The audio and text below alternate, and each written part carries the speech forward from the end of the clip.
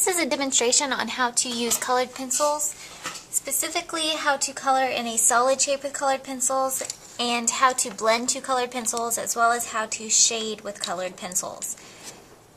First thing you want to do when you're using a colored pencil to color in a solid shape, especially for our mandalas that we're starting with today.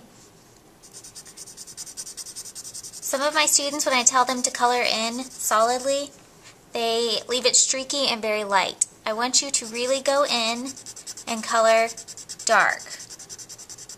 This is what I mean when I say color in solid shapes. In your mandalas, you're going to be coloring some of your shapes solid, some of your shapes are going to be shaded, and some of them will be blended with two colors.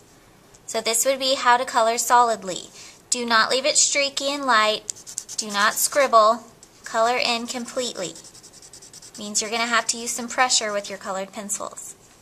The next thing you're going to do is color and shade with colored pencils, and it's just like shading with regular pencils except that you're using color this time.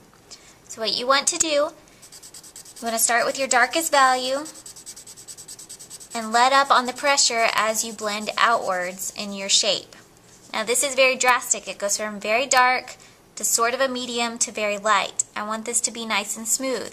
So I would go back and add another layer, just very lightly, and try to smooth out the transitions. Try to make it go from a dark to a little bit lighter, a little bit lighter, a little bit lighter, and gradually fade out to white. So this is going to take some time. It's not a one-shot deal.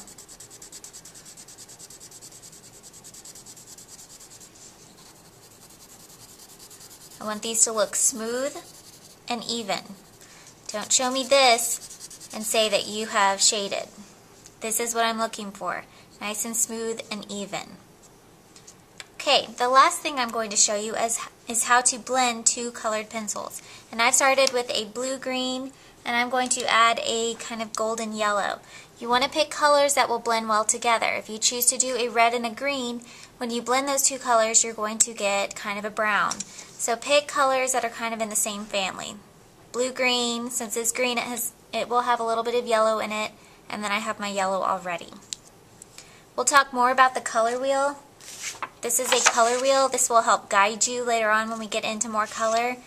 What I was just talking about is having colors in the same family. That would be these cool colors with the blue-greens. They all share some yellow right here. If I go into the greens, they share some yellow and some blue, so that's why the green and the yellow go together. This is what I was talking about with red and green. Since they're opposite on the color wheel, they don't blend very well. Another example would be blue and orange that would not blend very well because they are opposite, but we will talk about that more a little bit later in the spring. For blending, you're going to start out the same way that we did in shading.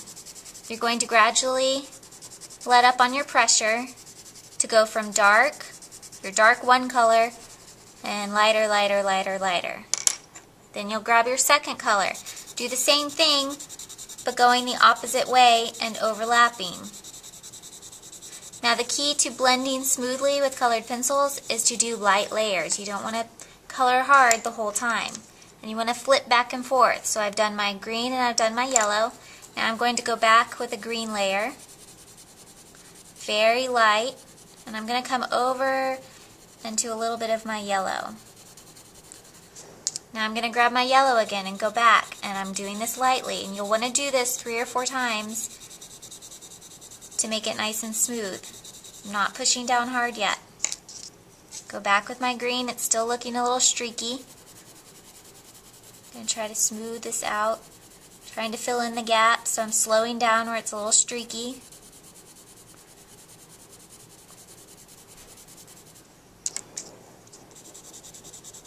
Now with my final layer, when it starts to get pretty saturated, that means that the paper has soaked up a lot of the wax from the colored pencils. It starts to get to where it won't take any more colored pencil. When it gets to that point, after 3 or 4 layers, you can kind of go in a little bit harder with your lighter color and blend the two. This is called burnishing. And you notice I was going straight up and down. When I do my burnishing step, I like to go in at a different direction, because I feel like it breaks up some of the streaks. And I'm going to go all the way over into my bluish green.